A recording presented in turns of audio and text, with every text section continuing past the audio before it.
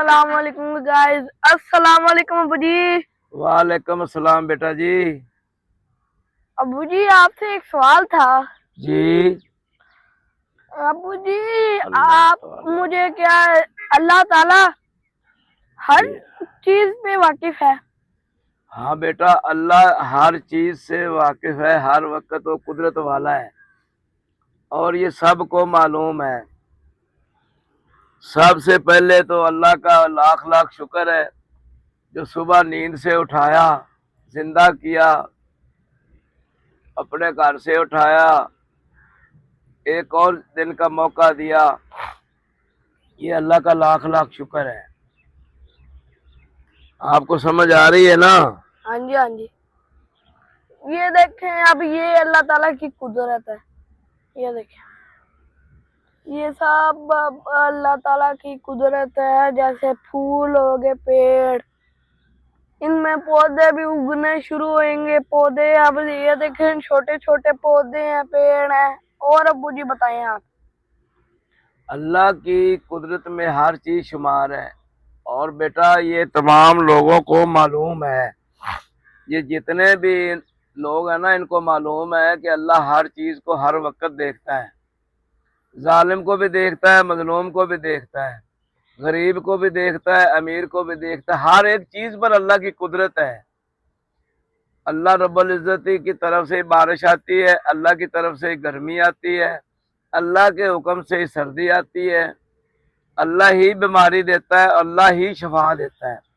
जब कोई बीमार होता है तो अल्लाह की तरफ से ही शफा मिलती है हाँ जी हाँ जी। और उसका बहाना बनता है। बड़े बड़े डॉक्टरों से इलाज नहीं होता और राह चलता कोई ऐसी चीज बता जाता है, अल्लाह पाक उसको सेहत दे देता है।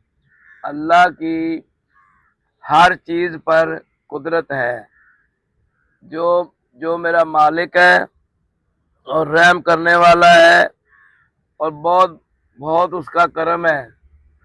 अब अल्लाह की तारीफें, अल्लाह की सिफतें हर चीज करती। परिंदे परिंदे भी अल्लाह का जिक्र करते हैं, इंसान भी करते हैं। हर चीज अल्लाह का जिक्र करती है। अल्लाह रब्बुल इज्जत बहुत बड़ा रहम करने वाला है। ये टाइम भी अल्लाह की कुदरत से चलता है।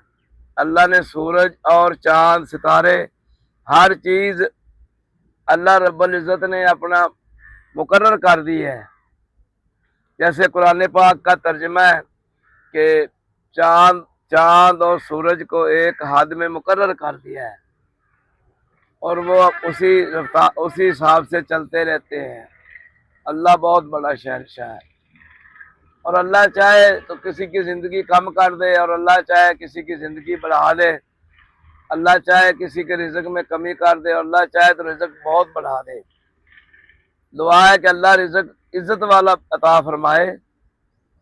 अल्लाह रब्बुल इज्जत इज्जत वाला रिज़्क़ अता फरमाए।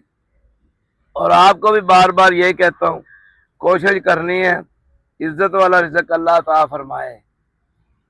तो ये टाइम तो आना जाना है, आता जाता रहता है, ठीक है। तो अभी तक तो इंशाल्लाह ताला ये जो दोस्त कहते आवाज नहीं आती, इंशाल्लाह अब आवाज आएगी।